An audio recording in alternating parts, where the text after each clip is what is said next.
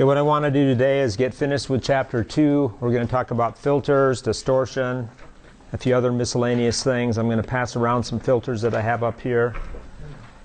And then we're going to get started in Chapter 3, finally. Today? Yeah, that's my intention. Unless you're going to ask me a lot of questions about something to get me bogged down.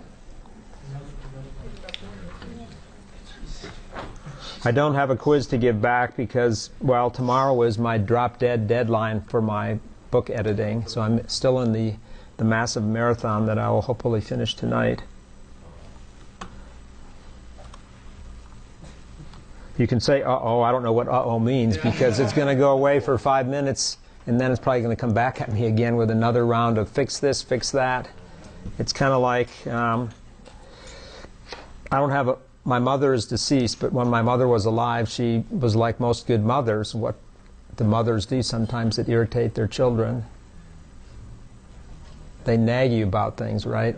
Do this, do that. You didn't clean this up. You didn't fix that right. That's what I've been going through for over 2 months now, getting nagged constantly by an editor. Fix this. Explain this. You didn't answer this question on the last review.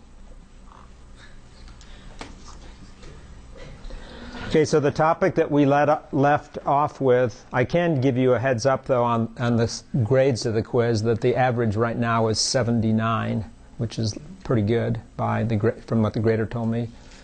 There's one person that has the flu who has stayed away yet another day, which I think is good because he told me he's really sick, and I'm going to give him the opportunity to take it as a makeup before class on Thursday. So don't all get sick with the flu and want that same deal, because I don't think it's a good deal. It's just I'm trying to be understanding. Distortionless transmission is what we started talking about last time. And if we could have no distortion in our signal processing, we'd be happy. If we had no distortion in our lives, we'd probably be really happy too, but it exists. So the system model that's in the book talks about a system that has delay only. And if you look at the frequency response of a system that has delay, you would come up with this expression right down here. And I guess this would be a good, this could be a good simple quiz question. If this is the input-output relationship for a distortionless system, what is the impulse response of this system? It could be like the mother nagging, saying, snap my fingers and say, what's the impulse response right now? Well, if you have an input-output relationship, how do you get the impulse response? Send an impulse into the system, right?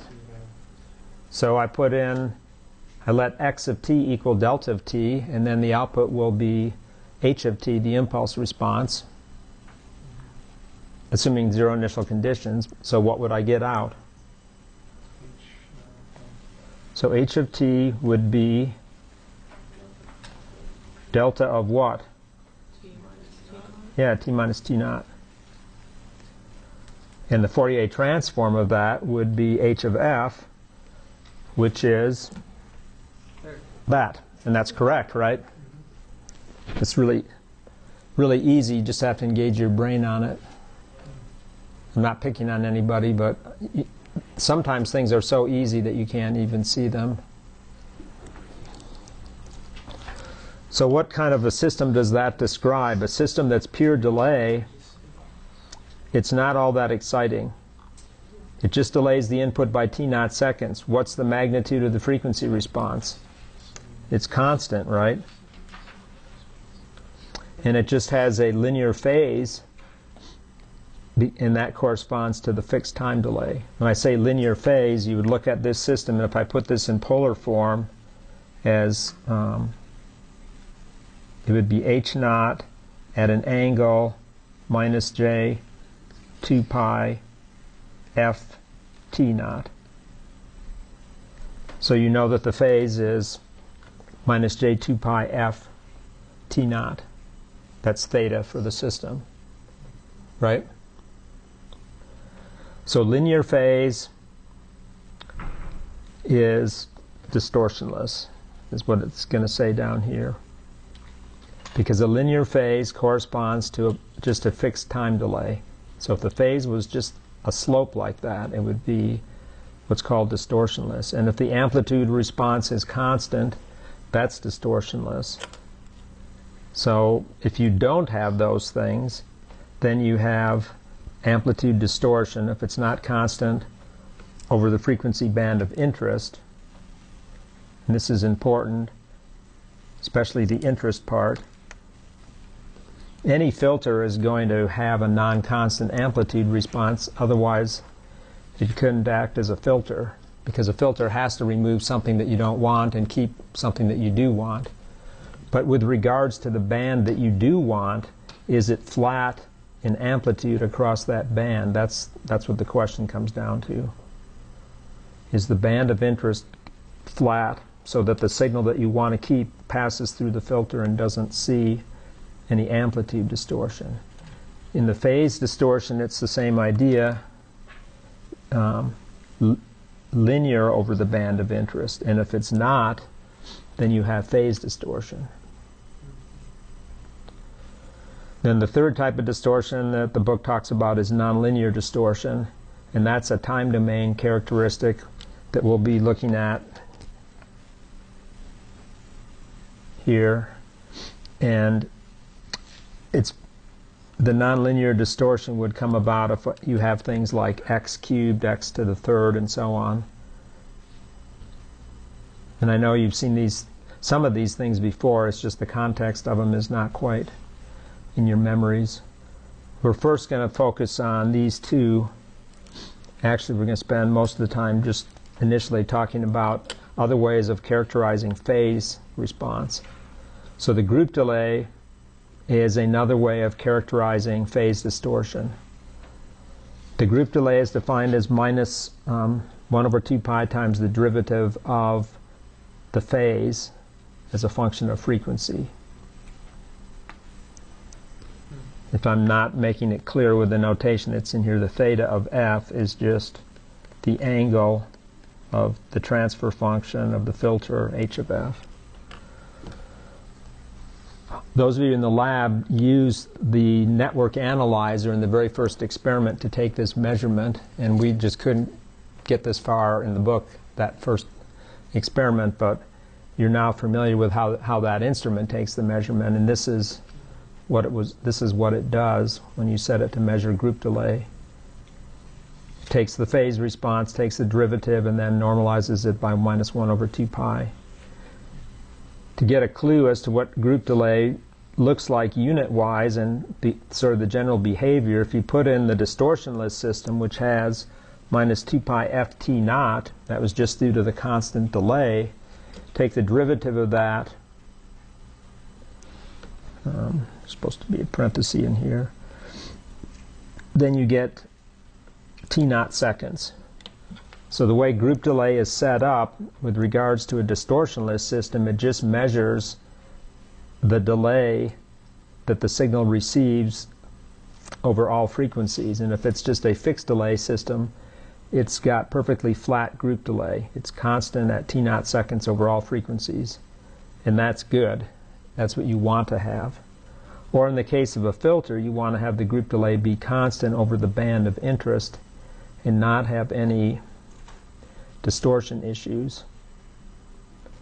And I'm probably going to use Robert's senior design project as a little example here in the anti-aliasing filter that you guys were talking about in just a few minutes, because it'll be a good example that I think you can visualize. Not visualize, but think of hearing. I can't play what I'm going to try to explain, but I think it'll make some sense. So what about group delay that's not constant? The way group delay is defined, and it's really, people in microwave and RF circuit design worry about it as much as communications engineers do. Really, the RF and microwave people worry about it because they work for the communications people. They build filters and components that communication signals have to flow through, and they know that a communications engineer insists that the group delay be constant over the band of interest, or else suffer consequences. I mean, the consequences are the signal gets some distortion and it degrades the performance of the radio link. So when two frequencies don't have the same group delay, then you have what's called delay distortion.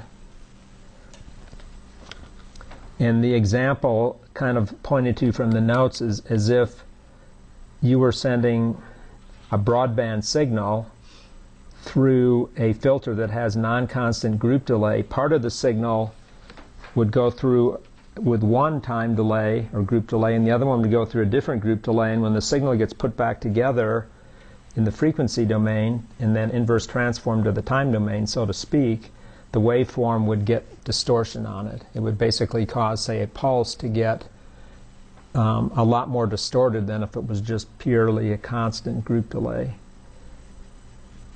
So it gets extra distortion. It's not due to amplitude response, it's just due to the phase. It's because a broadband signal occupies a bunch of frequencies, and if some of the spectral information from that broadband signal gets one set of group delay and another set gets a different group delay, there's going to be a price to pay, and it is delay distortion.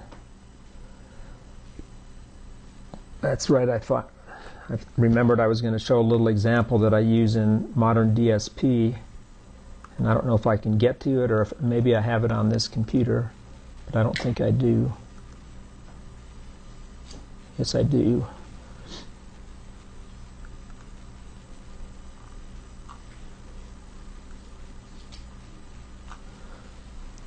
Let's see if I can remember the chapter. I think it should be in chapter 5 in my notes. I'm just going to look at this and see.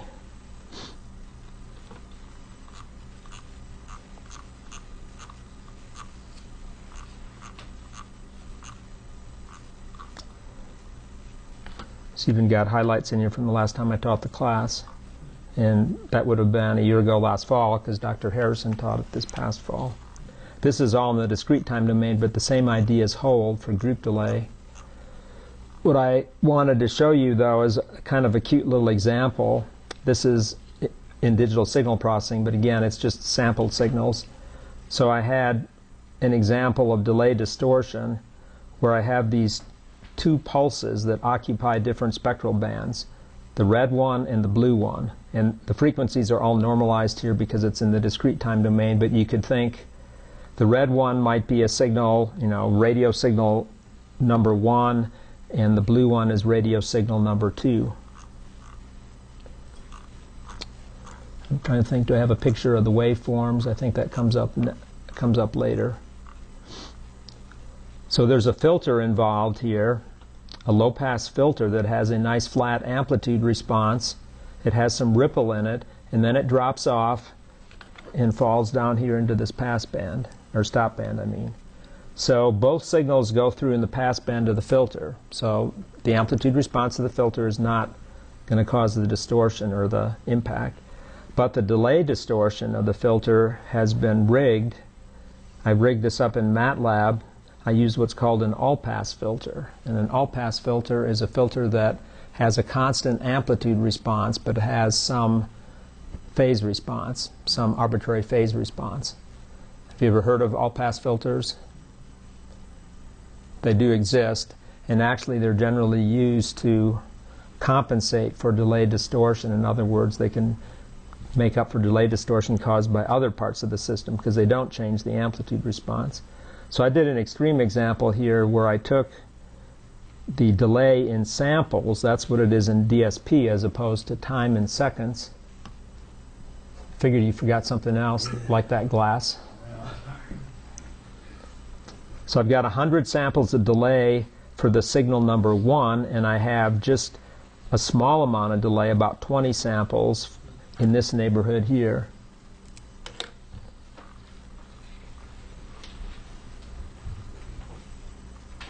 So here's what the two signals look like in the time domain. Signal number 1 comes through first, and signal number 2 comes through second. Okay?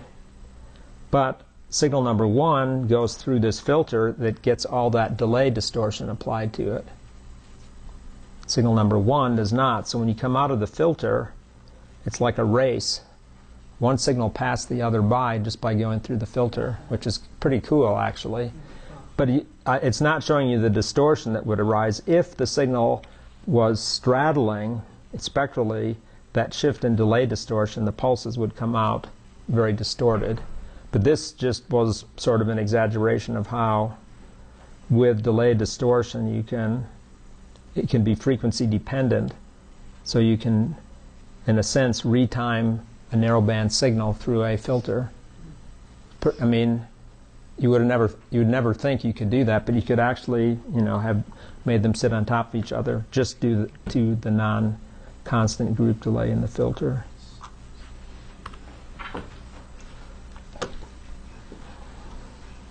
Okay, back to where we were.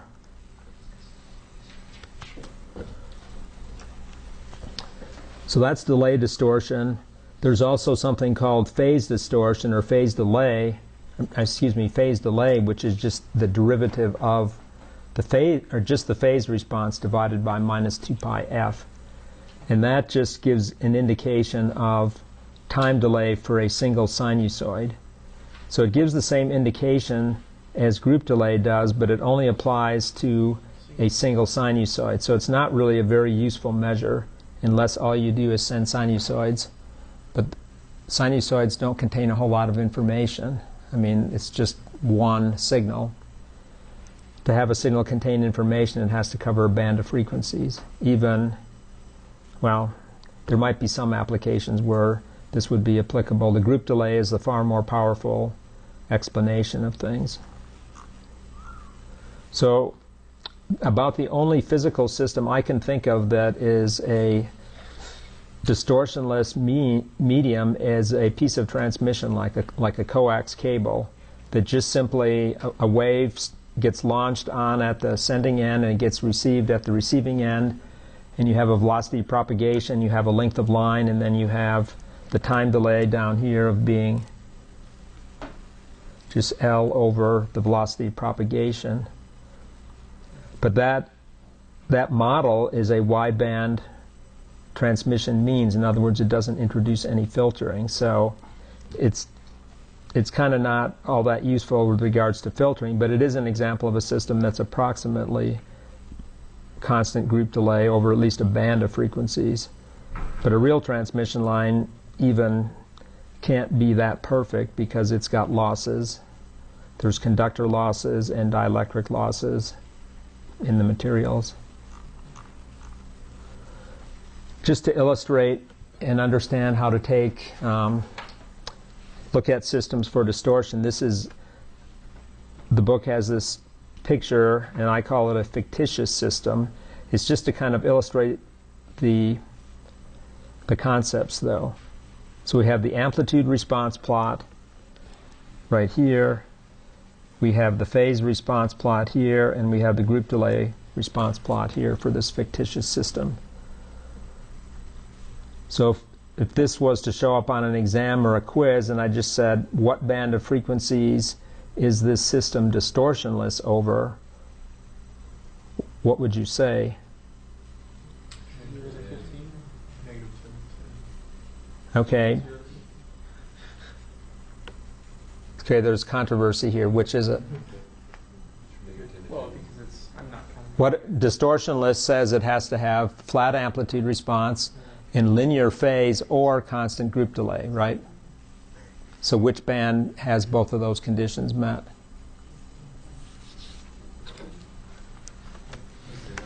This, you have to be constant amplitude and you have to be constant group delay or linear phase, whichever way you want to look at it.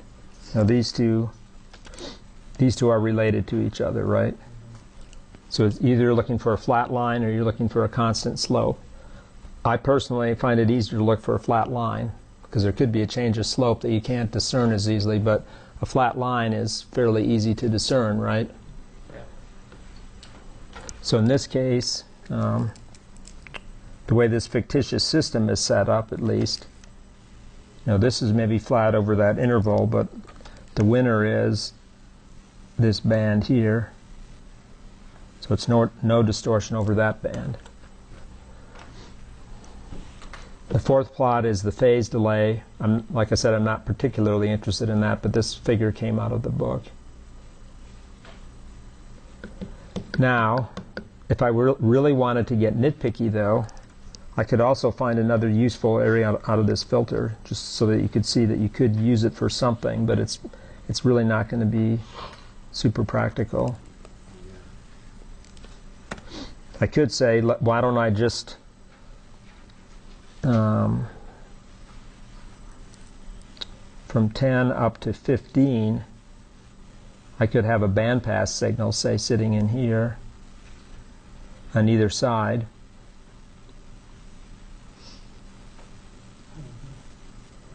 It'd be a bandpass signal, not a low-pass signal, something that's sitting up on around 12.5 hertz in this case. And that would receive no distortion as well, because it's just at a different constant amplitude, but it still has constant group delay. But again, it's very fictitious because the filter doesn't really reject signals around the neighborhood of those pass bands. It's just trying to get you to visualize the definitions, though. So that was that interval right there, too. Okay, another type of distortion is the nonlinear distortion, and this one is a little bit nastier because it's not linear, and nonlinear systems are more challenging to analyze. So the general nonlinear system is something that's what's called a power law. It's an instantaneous system, so it doesn't have any memory, but it has these coefficients which sit out in front of various powers of the input. A second power device would be x of t plus x cubed or x squared of t. And this is the term that does the damage for you in terms of the nonlinear distortion. So as an example, I put in 2 cosine waves into that system, and then I go through the instantaneous action of that system. So I get a1 times x of t, that's right in here. And then I also get, looks like I have a typo in here, I'm supposed to have a2 in there. I get a2 times x of t squared down here. Then I multiply out, or the square out that second term, and so this is the linear term. That one's nice and clean looking. It's just got what I put in coming back out again with a scale constant a1. But then the squaring term puts out 4 different components, or 5 components. Puts out 5 components. It puts out a second harmonic of each of the inputs, which is kind of what you'd expect, right? When you square something, you know you're going to double the argument of the cosine. So that's called those are called the harmonic distortion terms. And then there's a difference term that comes out when you square a cosine, because you get a 1/2 plus 1/2 cosine of twice the argument. So you get a DC term out, but this maybe is not an issue because you can remove that if you have to. So that really won't cause a lot of trouble necessarily. But then you get these other 2 terms out. These 2 terms are probably not as familiar to you because you haven't studied it before, unless you're a fanatic about your home stereo system. And I'll explain that in a second. These terms are called the intermodulation terms. And what they are is terms that involve the interaction between the sinusoid at omega 1 and the sinusoid at omega 2. It's basically the cross term when you square. When you square that quantity that has the 2 cosines, you get the cosine of one times the cosine of the other, and that produces 2 terms from the trig identity. So the frequencies there are the sum and difference frequency. So they have names: harmonic distortion and intermodulation distortion. And again, microwave and RF people are really excited about this because they want to keep their communications people happy. This is just a visual of what goes on, and when you're in the lab eventually when you're dealing with non-ideal multiplier circuits in the lab, in the comm lab, you're going to see spectra that look pretty garbaged up. You're going to see things more along the lines of this plot over here when you do your first investigation, which I guess is in lab number 3, which you probably start that in a week, maybe.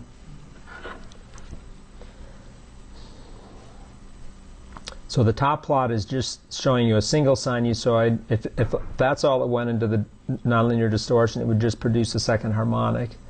But you do what's called a two-tone test, and that's actually what it's called, two-tone test, being that two sinusoids go in, F1 and F2. You get out 5 total terms plus the DC term. So you get out F1 and F2. You get out 2F1 and 2F2, and then you get out the intermodulation terms.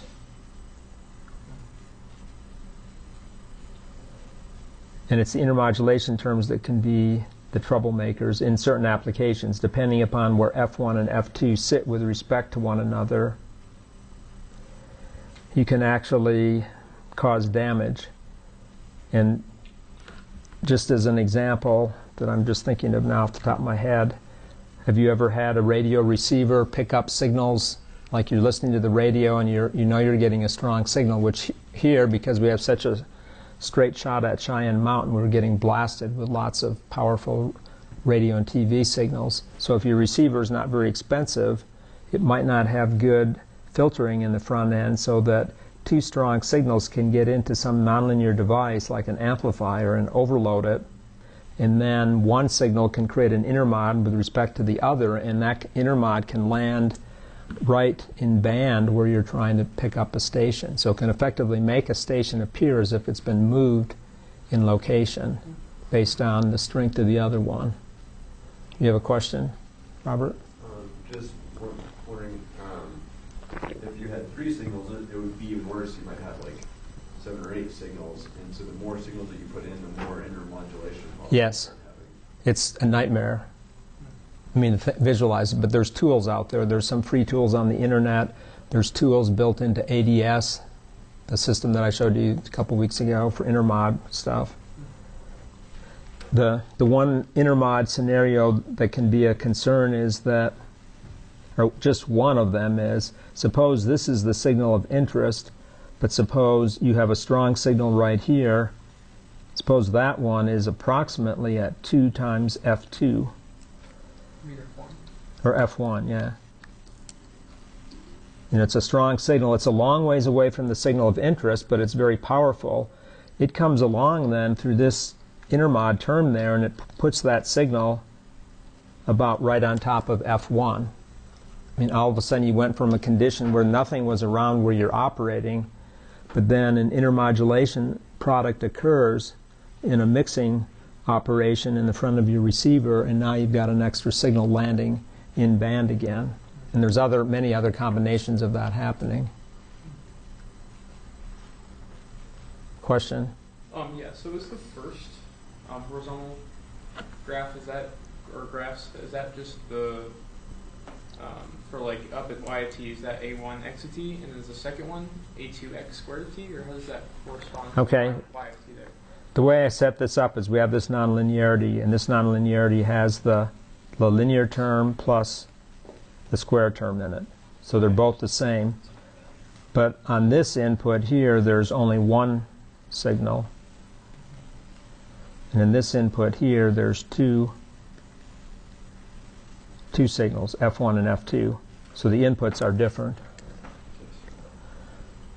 It's just trying to compare the relative differences between having a single isolated sinusoid go into the nonlinearity versus 2, and then as Robert was suggesting, if you have many, it just turns into a potential mess of things.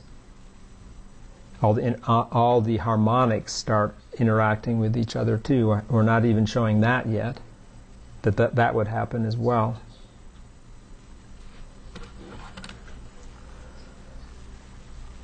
And this is kind of playing into this couple of the homework problems. If you were to go look at the nonlinearity in the frequency domain, in terms of Fourier transforms, you could say, let's just model this directly from our Fourier theory. So the frequency spectrum from the first linear term would just be A1 times x of f, and then from the multiplication theorem,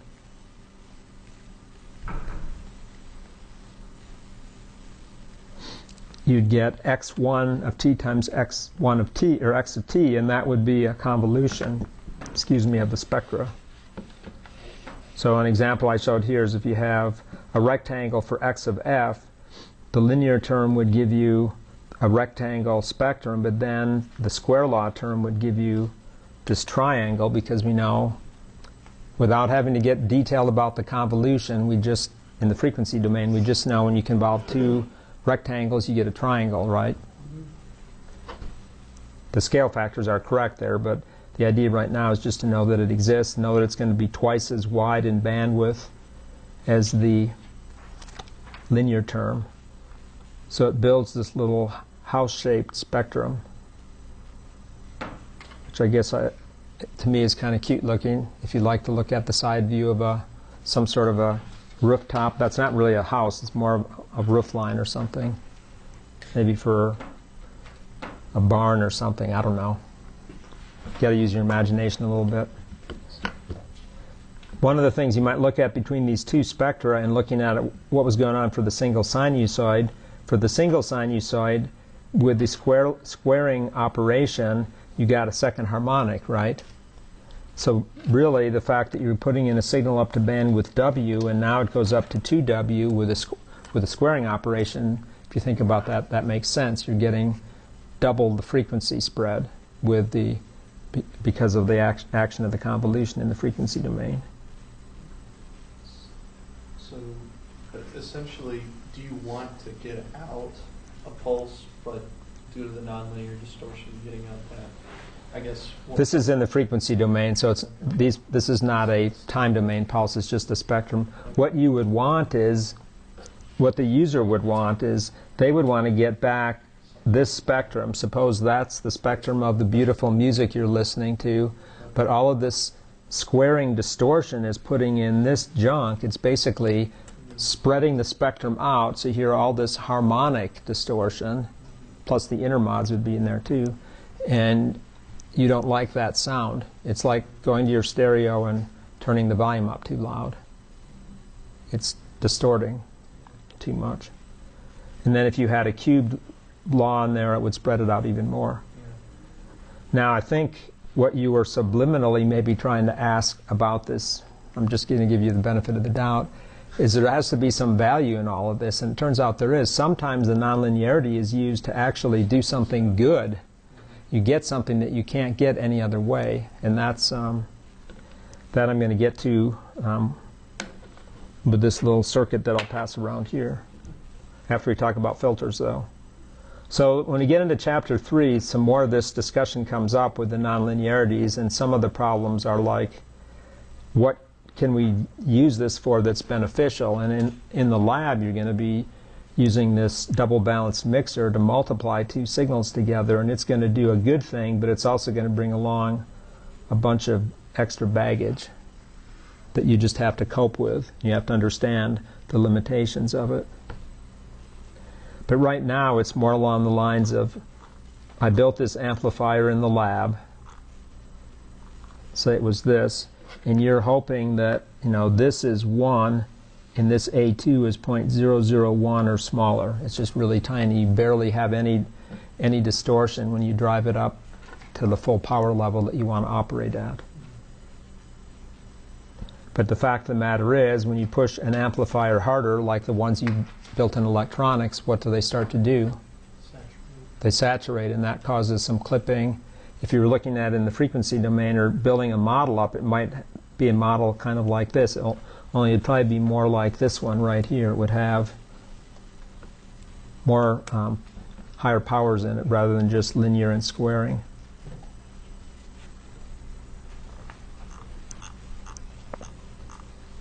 When I was in college, having powerful amplifiers and big speakers in your dorm room was the thing that was very popular.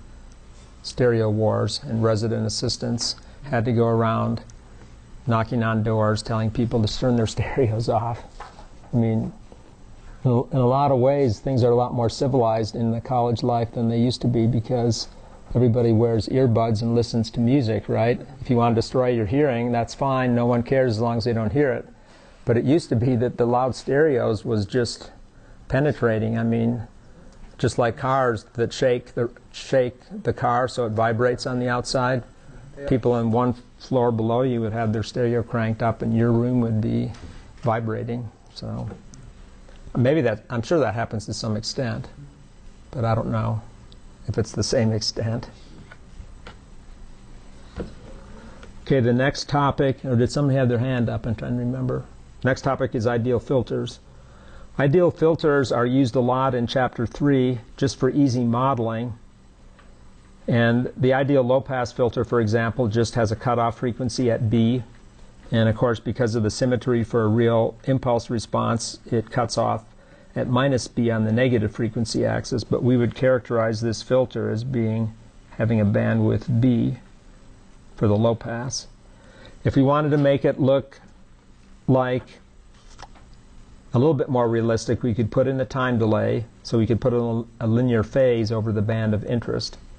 Just to say, over the band from 0 to B hertz, it's got some linear phase, and it's got some time delay then that's a result of that linear phase. The complement of that would be the high-pass filter. And then there's a bandpass filter, which is just a shifted up and shifted down version. For the bandpass filter, it's the two-sided bandwidth, so it's B measured about the center frequency F0 is the bandwidth there. And then there's also the notch filter, but that's not of super interest right now. That would be the fourth filter, though. You can actually write out the impulse response for these filters. Like for the low-pass filter, you can just say it's a sinc function because that'd be the inverse Fourier transform of the rectangle. And for the bandpass filter, you could visualize that through the modulation theorem as just taking and shifting up the frequency response of the low pass to plus F0 and then minus F0 if you multiplied times a cosine. That's not really, that's not how you'd go about designing the filter. You design the bandpass filter using lumped elements, and or some type of technology. But in simulations and things, you might do something like that. Your first computer project is going to involve a lot of filters, and they're going to be done in MATLAB as digital filters, and you're going to be using multipliers and other things, and you're going to be sending signals through. And I actually have you send real speech waveforms through the processing so you can actually hear what's going on. You'll hear the distortion if you don't get it done right. You'll see the spectrum, and kind of like a little software-based simulator that has real signals going through it. So the ideal filters are useful for modeling, and as I think I said in the beginning, in the words here, I didn't speak those words. I think I wrote it down here. And this is the key. That will not disappear on me. They're not realizable because the impulse response is not 0 for t less than 0, so they're non-causal. But they simplify calculations and give useful performance bounds. When you do this project number 1, you'll find that you can take the filter order up very high, and then you get a very idealized result, but that filter order is so high that it would be very expensive to realize in a DSP type implementation. It would take up a lot of gates in an FPGA, let's say, to do that. Yeah. What's like a reasonable, and I know it's going to vary a lot on with your application and how big your ESP port is, or you have a whole FPGA or whatever, but what's a reasonable number of poles for a filter? Like, where do you start with usually?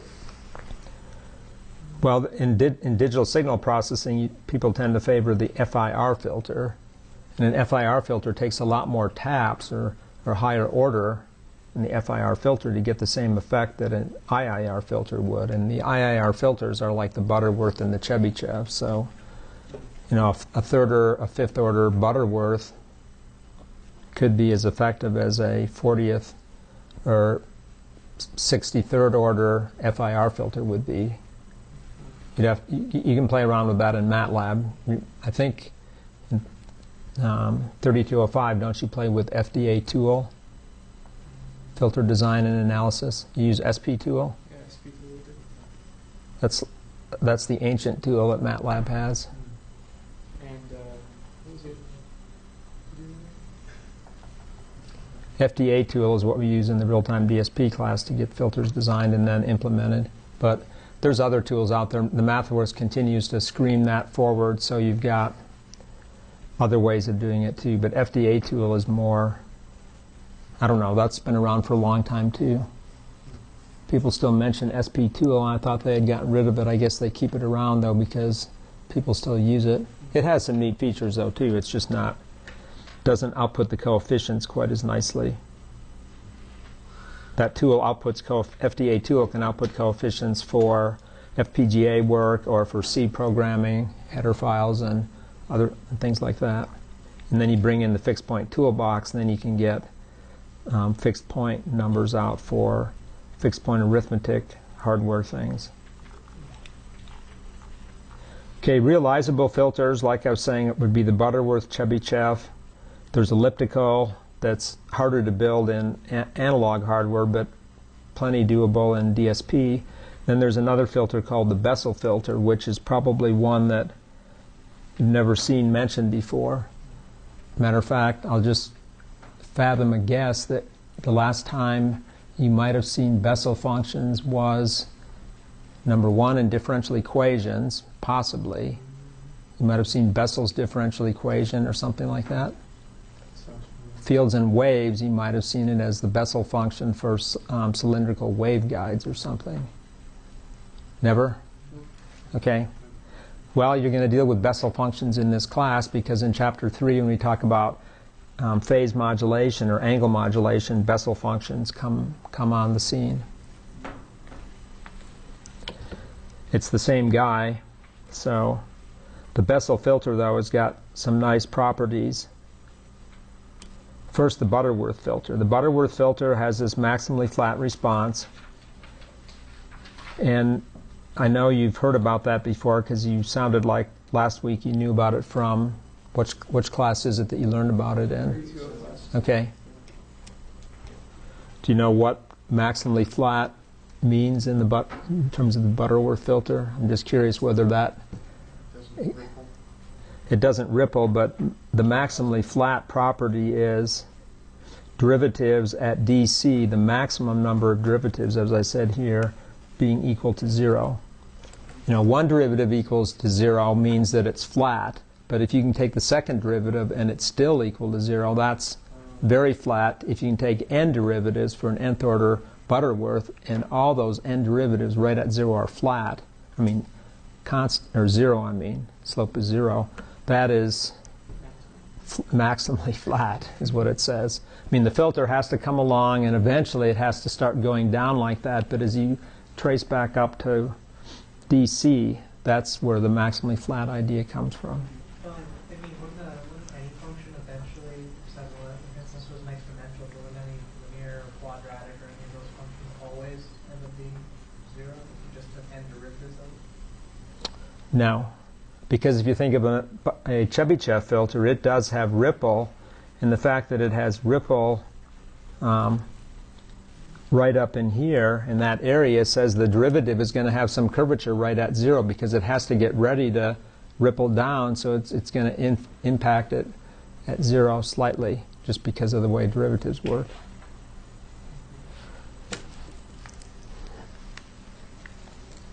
There's huge amounts of literature out there on filter design. It's one of these subjects that's been just beat to death. I mean, the mathematics side of it, and then how do you realize filters. So I jumped ahead a little bit, but you've seen the Butterworth before. You know it has its poles placed uniformly around a circle in the left half plane. It has the property that its cutoff frequency is the 3 dB point, and it asymptotically goes down to 0 as f goes to infinity too. That's another property. This thing does keep going on down and hit 0. The Chebyshev is got the ripple, and the idea of the ripple is it's trying to give you the maximum attenuation, or the maximum stop band attenuation at the expense of some ripple in the pass band. So it puts its poles around on an ellipse, and you control the amount of ripple. If you increase the ripple, then this neighborhood in here is steeper than it would be, say, for the Butterworth filter. But still, both of these filters have the same property that you learn about either in electronics or circuits, and that is, with a one-pole low-pass system, what's the roll-off rate? Ultimately, as you move out beyond the cutoff frequency, you have this asymptotic effect, and a single pole lets you drop at 20 dB per decade, right, or 6 dB per octave. Two poles, 40, and so on. So the Butterworth and the Chebyshev both have that asymptotic behavior. It's just that right close to the cutoff frequency, it drops a little bit faster with the Chebyshev. So is it like 22 dB rather than 20? It's just well, I've got a plot of it here in a second. Oh, okay. It's not that. It is significant, though. Okay. The elliptical can go a lot faster because the elliptical, which I don't show in here, puts zeros out here so that the response comes along and bounces down like that. Plus, it has the ripple in the pass band. You did an elliptical, I bet, in 3205, didn't you? Is that also called, I don't know, there's a mallet function called Chebby 2? No. Chebby 2 puts the ripple in the stop band and then a maximally flat pass band. So it just flips where they go. The elliptical, though, is like, let's put it in both places. Put it in the pass band and the stop band. And that's the filter that can give you the most rapid transition from pass to stop. But it's the horrible filter for delay distortion. The Bessel filter is a filter that tries to moderate things and says, phase distortion is important to me. I don't want to just go off the deep end with this rapid drop from pass to stop band. So the Bessel filter has fairly modest delay distortions, but it doesn't have a really fantastic rapid transition because of that fact. So this is a plot that's in the book of the amplitude response near the cutoff frequency, and this is for a 0.1 dB ripple Chebyshev, which is a pretty tiny amount of ripple. So you can see it drops a little bit faster than the Butterworth initially, whereas the Bessel filter is just slower to getting going. But again, they all have the same asymptotic response of like 20 dB per decade per pole. But here's where the different filters show up the distortion aspect, and that's the group delay for the three filters. The Butterworth filter and the Chebyshev filter have strong peaks, whereas the Bessel filter is pretty sane looking. It maintains a nice flat group delay and then rolls down pretty much out of harm's way. The filter is already attenuating signals at the point when it's rolling down and altering its group delay, but unfortunately for the other two filters, you're still in the active part of the pass band when the delay distortion is really kicking in. So what does that mean? I said I would use Robert's design problem as an example. Let's just put this in the right context here. Rescale this slightly. Suppose you were sampling at 44.1 kilohertz, which is what the CD sample rate is. The folding frequency is 22.05 kilohertz. So you'd probably want your filter, let's just call this 20 kilohertz instead of 1 hertz. You would like to have your filter pass signals up to 20 kilohertz, but then 22.05 is going to be like right up in here. That's the folding frequency. And if you let any signal get past 22.05, it's going to alias and land back in band again from sampling theory.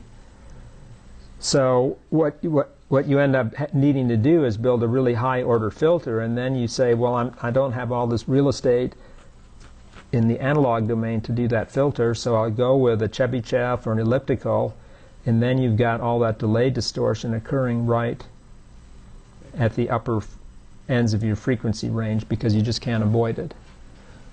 Now as you get older, like me, your hearing starts to diminish at the high frequencies, so you don't notice that delay distortion as much. But in reality, what the impact of the delay distortion would mean, since I play bass trombone, my instrument plays very low, but it has lots of harmonics. So if you're used to hearing a sound that has a certain distribution of harmonics with a particular set of phases, that's what gives the instrument its timbre, or its natural sound.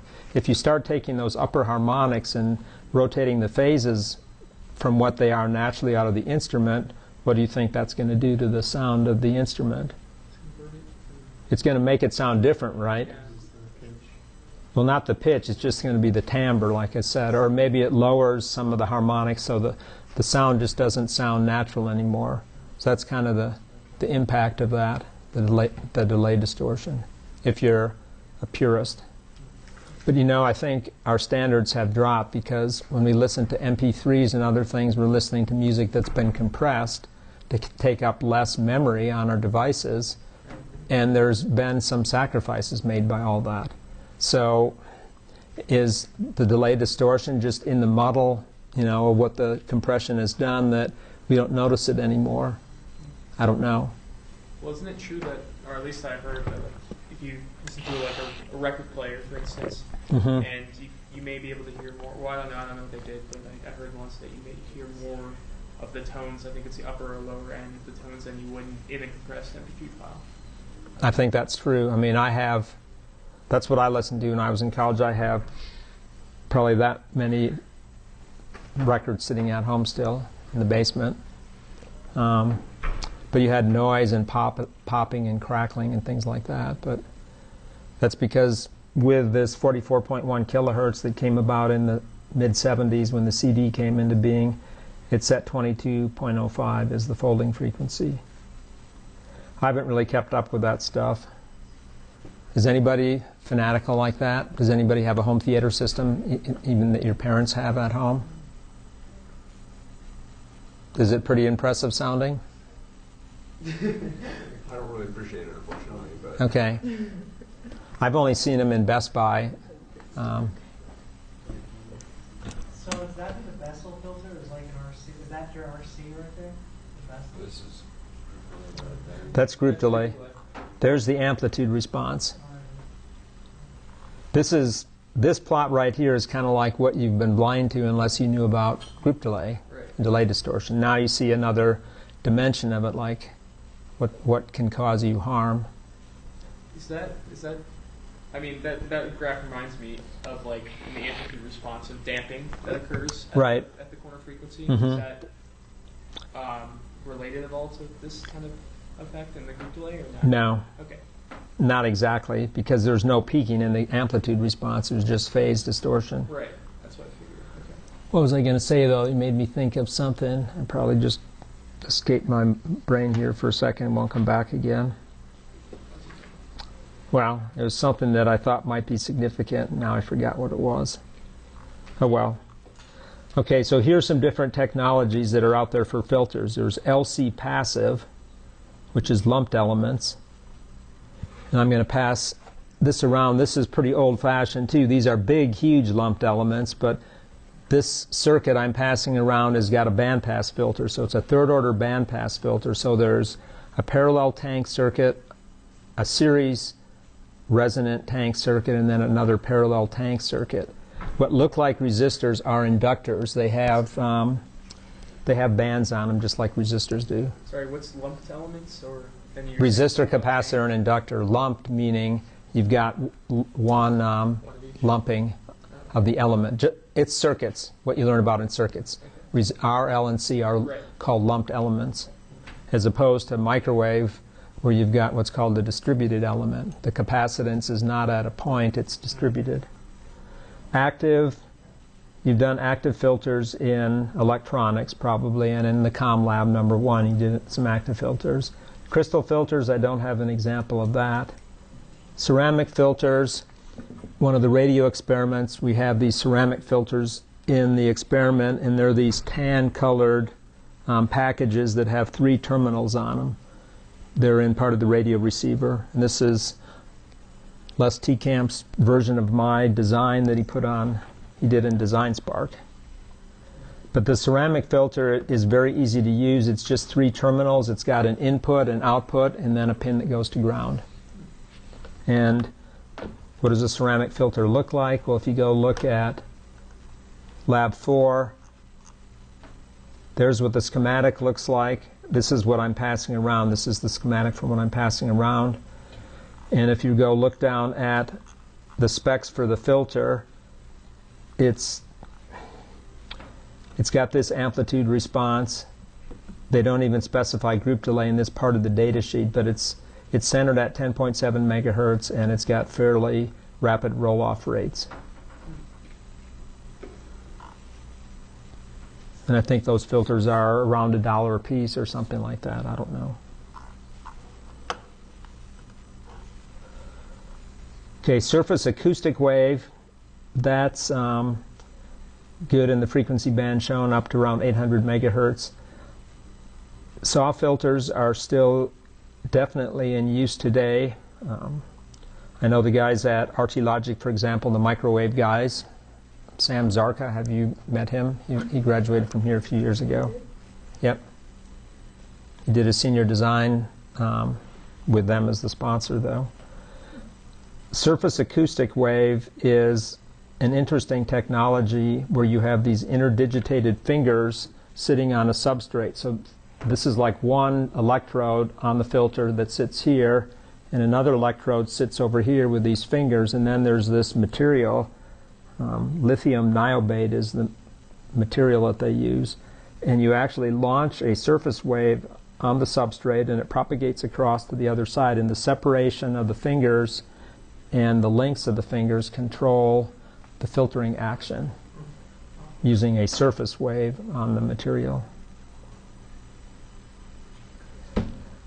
Okay, the next one down there is microwave filters, and I've had a fair amount of experience working with those guys. The microwave circuits class that gets taught here was my creation many years ago. Dr. Song started teaching it when she came. The last time I taught it was 2009 when I taught it together with her.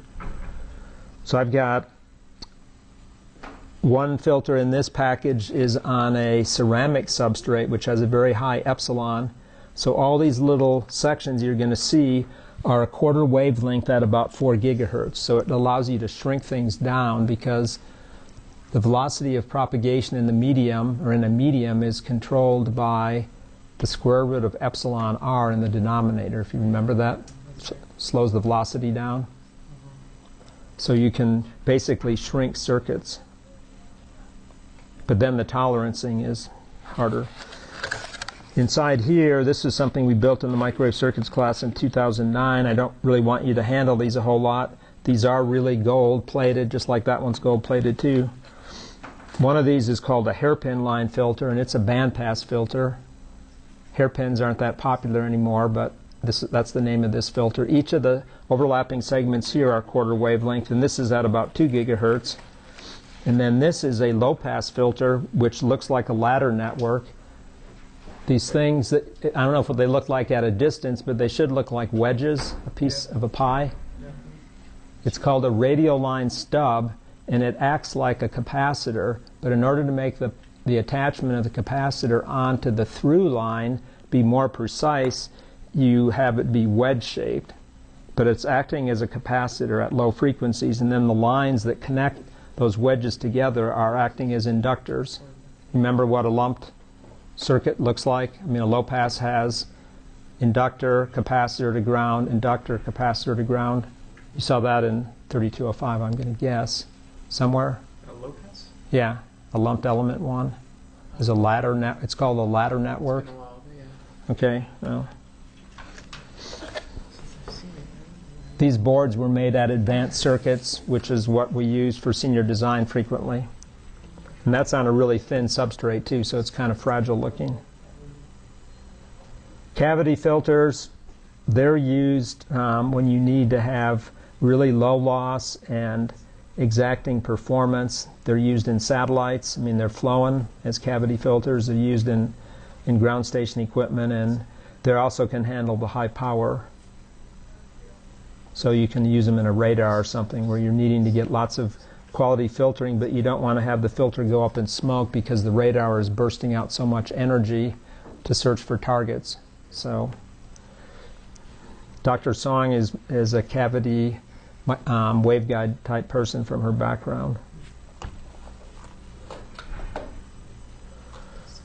Okay, one of the last topics in this chapter is pulse resolution, rise time, and bandwidth. And these are some things that I think you probably did in electronics. The first discussion, I'm just going to show you the result and just let you take it at face value and study the notes.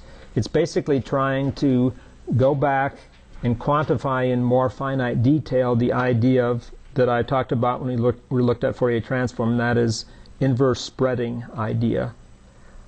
A delta function in the time domain has an infinite spread of bandwidth, whereas a DC in the time domain was a spike in spectrum. So that's the extreme example of spectrum spreading. You know, the bandwidth is roughly the inverse of the pulse width, and vice versa. So a more quantifiable way that Dr. Ziemer goes through in the book, he goes through some bounding with some integrals and normalizing, and finally it comes down to this relationship. It says that the bandwidth of a signal is roughly 1/2 times the pulse duration. And this is the low-pass bandwidth. So this is just saying that if a pulse on the time axis had a duration of t, on the frequency axis, f, in the low-pass spectrum sense, the bandwidth would be 0 to w.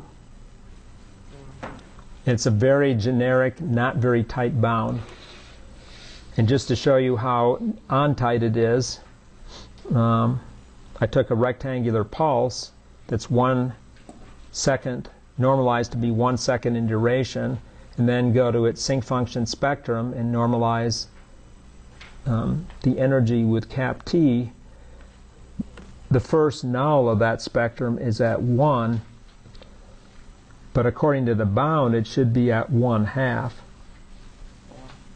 I mean, so it's off a little bit, but if this is more like the 3 dB bandwidth, then it's pretty much right on.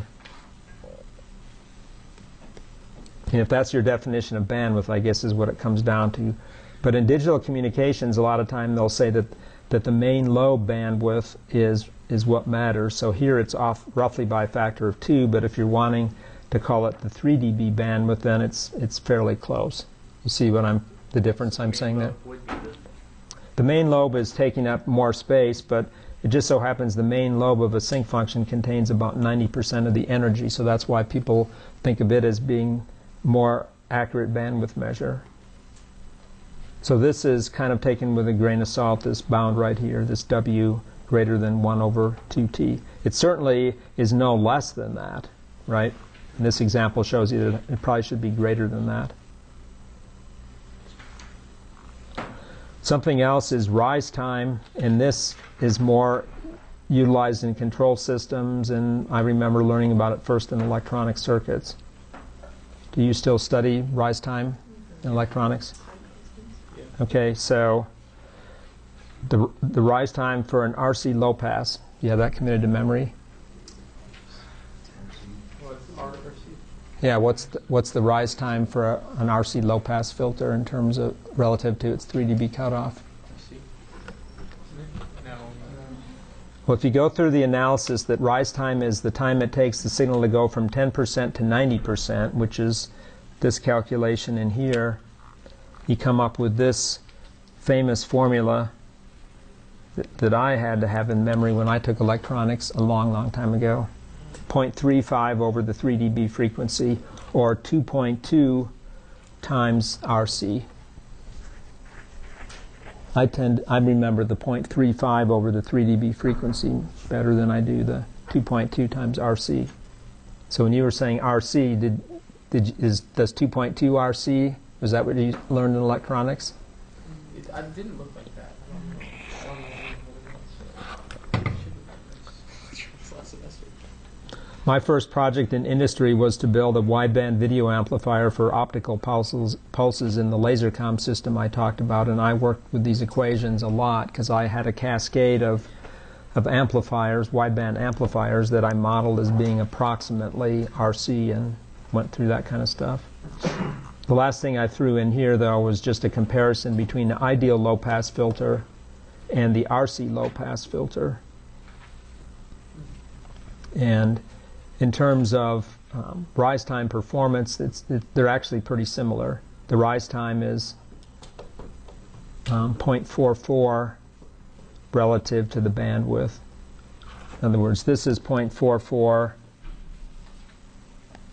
over B versus 0.35 over F3 for the RC low pass. So that's pretty similar. The RC low pass, though, doesn't have the ringing on it like the ideal low pass does. But the ideal low pass you can't build, so you only can model it. You won't see that actually ever happening.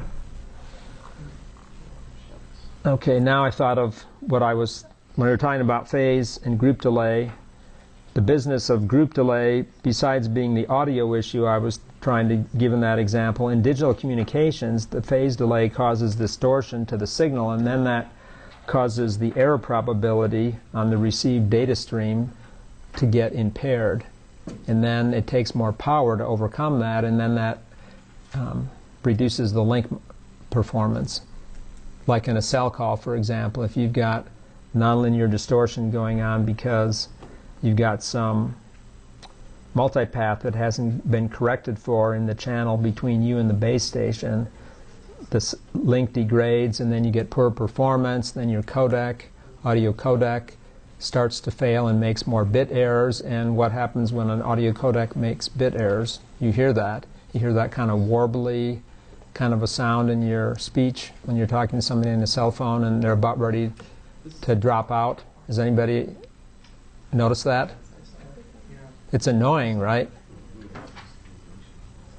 The speech vocoder is actually designed only for certain people's voices, too. My younger son has got probably a lower pitched voice than I do. Whenever he talks on the cell phone, he has his voice turned on the lowest pitch possible, and that speech vocoder does a really poor job of getting his utterances to make sense. My wife and I sit there and we say it again, because we just cannot speak. It's like, I think he has to shift his pitch up so that it makes it through.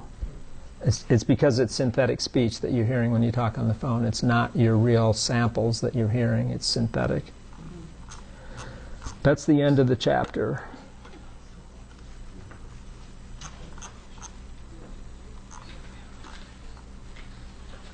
So before I run out the last 5 minutes here, I guess the question is, do we want to have a break from having a quiz this week and have the week off, or? I don't know. More quiz It's up to you. That's true. So what do I give a quiz on for this week? Well, do we have the homework? I don't know, it depends what you're going to Yeah, I know the Well- homework set 2. Problem 2, I think we just Last year I didn't give a quiz on the material I covered today. I gave one on the start of this chapter, and I'm not going to be able to get through it. If I had to give a quiz on this, I would have to, I could do something similar to what we talked about with nonlinear distortion, or not nonlinear, but amplitude and phase distortion, right? The example I went through. That's a topic. Another one is just looking at a nonlinearity and expanding it out and talking about the strength of the harmonics. I'd probably have to give you a trig table or something for that to make sure you get that right. I think we're good on our quiz. We could do a wouldn't, given that's over Thursday's material, we could just do that in class and then we can work through it or something like that. And just not have it graded. I'd rather not do that myself. Yeah, I mean, Well, let's see. You asked for it, so now I have to give it to you. It's kind of like we made a commitment. So what am I going to do? who made it? Well, you said you wanted one. We didn't know what it was going to be. Well, it's what's at the end of the chapter here. But that's We'll have a quiz. We'll have a quiz, and if I decide it's too hard, I'll pull the plug at the last minute in class. We'll have something at the very most. It could be nothing, but it will be something. so We look over the correlation. stuff we just did today, then? Yes, exactly.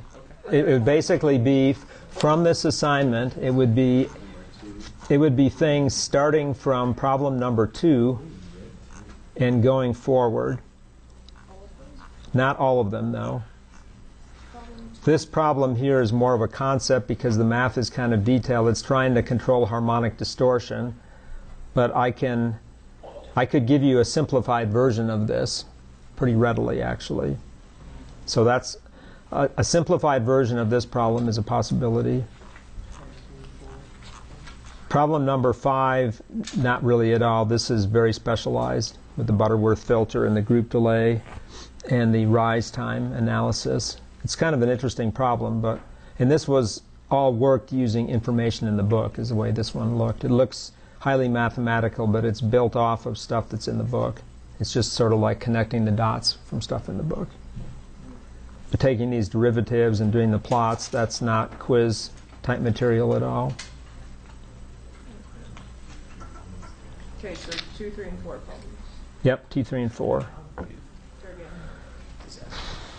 Okay, to say at least a couple things about communications theory, the real deal.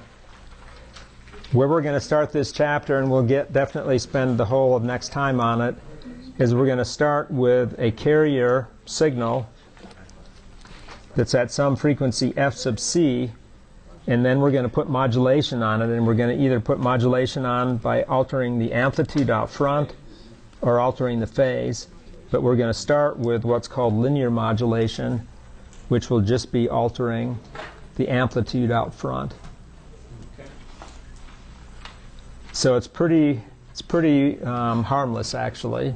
But there's a fair amount of detail with it. It's not anywhere as near as detailed as what you've been coming through with this review.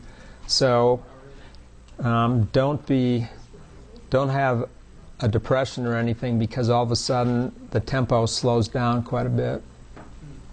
I did put up an assignment number 3, and it does bounce back into chapter 2 to look at the Hilbert transform. That's all these things are, is Hilbert transform.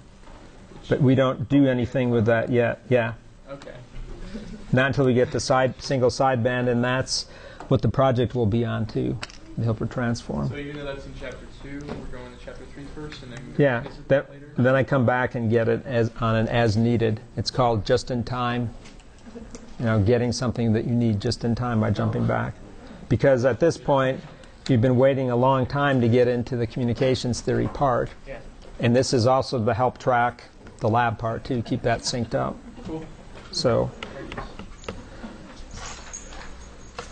okay, hopefully when you see me on Thursday, I will have submitted all my chapters, and I'll be feeling a whole lot different.